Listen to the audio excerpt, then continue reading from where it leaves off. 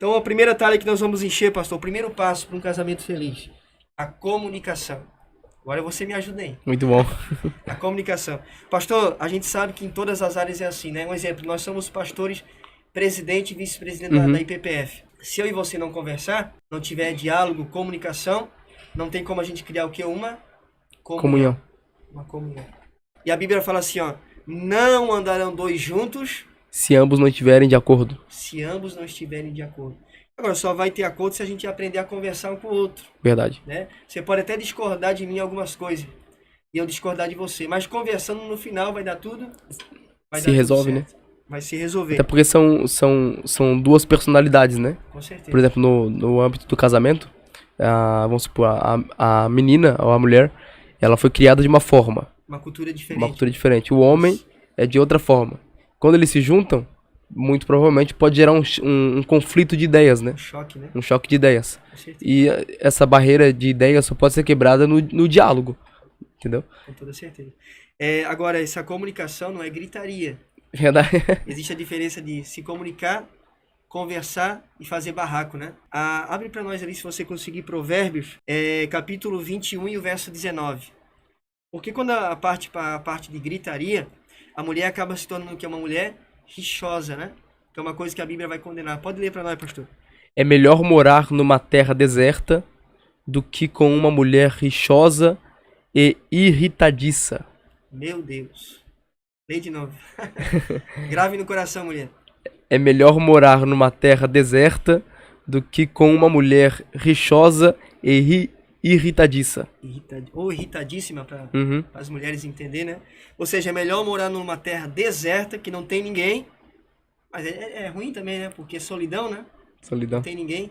Mas a Bíblia fala, é melhor numa terra deserta do que morar com uma mulher briguenta. Melhor solidão do que uma mulher que grita. Uma mulher rixosa, uma mulher que tudo é a base da gritaria, da confusão, barraco. Então, mulher não pode ser uma mulher rixosa. Aí em Provérbios, capítulo 27, verso 15. O gotejar contínuo em dia de grande chuva e a mulher contenciosa, uma e outra são semelhantes. Lê de novo. O gotejar contínuo em dia de grande chuva e a mulher contenciosa, uma e outra são semelhantes. Ou seja, um dia chuvoso, um exemplo, se você está debaixo de um telhado, um exemplo, e o pingueiro começa a cair na tua cabeça, está chovendo direto. E vamos colocar um exemplo de uma casa que tem goteira. Uhum. Se aquela goteira ficar caindo na tua cabeça todo dia, aquilo vai te irritar. Perfeito. Uma mulher rixosa é semelhante a isso. Ela te irrita da mesma maneira, de uma maneira semelhante, né? Uhum. Conforme está na palavra. E só para complementar aqui, Provérbios 19, versículo 13. Provérbios 19, verso 13. O filho insensato é uma desgraça para o pai, e um gotejar contínuo as contendas da mulher.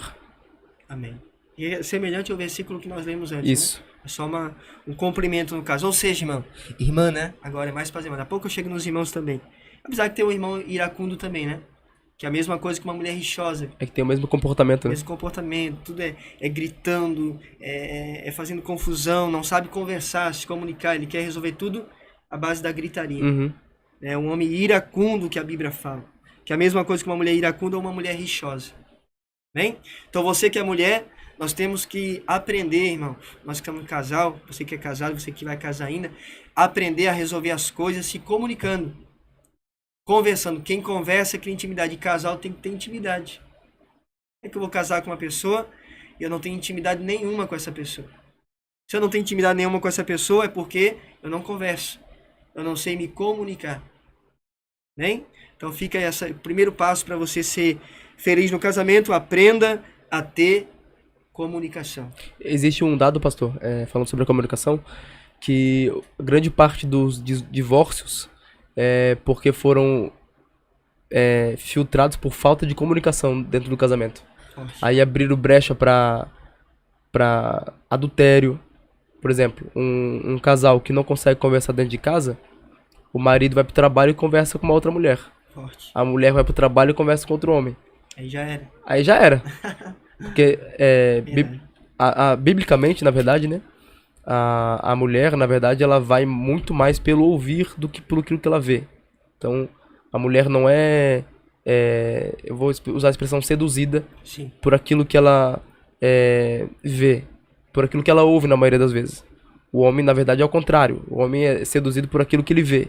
Verdade. Então, aí vai acarretando uma coisa na outra. Falta de comunicação vai levando, Se o homem não quer conversar em casa, tem sempre alguém que vai querer conversar lá com fora. certeza, Bem? Então pega aí o primeiro passo para você ser feliz no casamento, comunicação. comunicação. Segundo, revisão. Tudo na vida tem que ter revisão. Também um exemplo é o nosso sorriso. Só vai ser bonitão assim, Verdade, se tiver o ó. quê? Revisão. Senão não vai ficar o dente branquinho como a gente quer, né? Não vai... as cáries vão tomar conta. O dente vai ficar estragado, aquela coisa horrível. Isso é verdade. Agora, quando tem revisão, o sorriso fica bonito. Bem? Um carro. Se não tiver revisão, Vai normalmente estragar. ele vai estragar, ele vai te incomodar. Assim é o casamento também. O casamento tem que ter revisão. Ou seja, a gente analisar o que a gente pode fazer para melhorar o nosso casamento. Porque se não tem a revisão, se não tem uma análise, uma reflexão do que a gente pode fazer para melhorar, o sorriso vai ficar feio. Uhum. O carro vai estragar. Ou seja, esse casamento, um carro que não tem revisão, vive cheio de falhas. Esse casamento, se não tiver revisão, vai viver cheio de falhas. Vai viver incomodando. Aquilo que era para ser bênção para a tua vida, vai se transformar em uma Maldição. maldição ou tribulação. Não é verdade? Efésios, o capítulo 5 e o versículo 22. A gente tem que fazer uma revisão se a gente vai se encaixar nesses dois versículos que nós vamos citar agora. Efésios 5 e o versículo 22. Vós, mulheres, sujeitai-vos a vossos maridos como ao Senhor. Vós, mulheres, sujeitai-vos ao vosso marido como? Ao Senhor. Ao Senhor. Ou seja, olha que coisa tremenda. Forte, né? Da mesma maneira que a mulher Se sujeita ao Senhor. se sujeita ao Senhor, ela tem que se sujeitar ao marido. A pergunta que a gente faz para as mulheres é essa. Como você trata Deus? Você chama Deus de cavalo? Você chama Deus de burro? De jumento? Eu tenho certeza que não. Agora, talvez o marido chame. Seu cavalo. Seu burro. Seu jumento. Não é verdade? Agora, Deus não tem coragem. Olha o que a Bíblia está ensinando. Da mesma maneira que você se sujeita. É forte? A Deus, você tem que se sujeitar ao seu marido. Deus não tem coragem de xingar. Agora, o marido, que vem na mente, libera pela boca. É verdade? É que hoje muitos colocam essa expressão de sujeitar ao marido um sinônimo de humilhação. Humilhação. Na Não verdade, é isso. a Bíblia não ensina isso, né? Na verdade, a Bíblia ela dá muita abertura para a mulher ser amada Verdade. também pelo homem, né?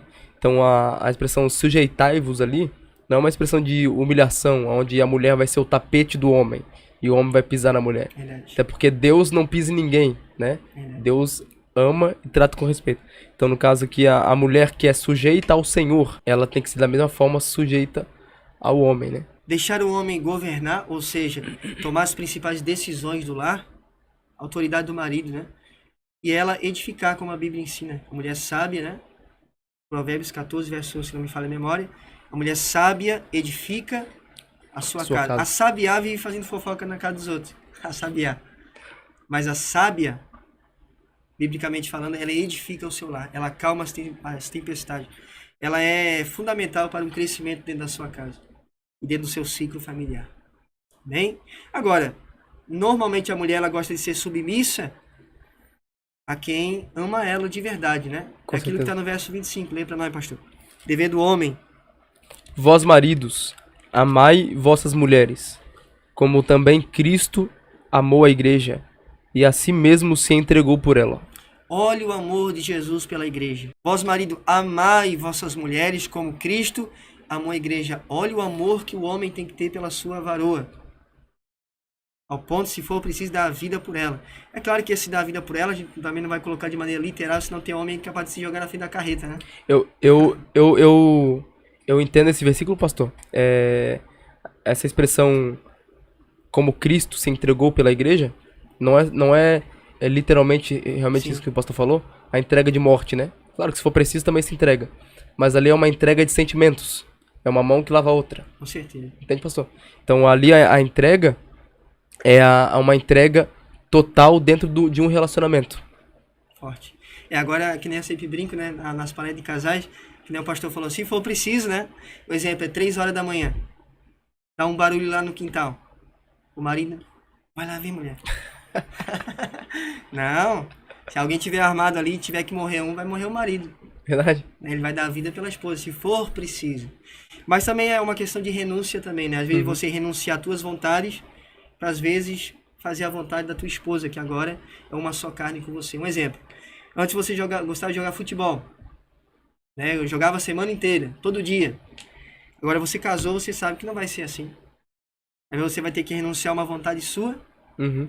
para fazer o desejo da mulher. Porque agora você casou, vai ter que dar uma atenção para ela, vai ter que renunciar a algumas vontades suas, né?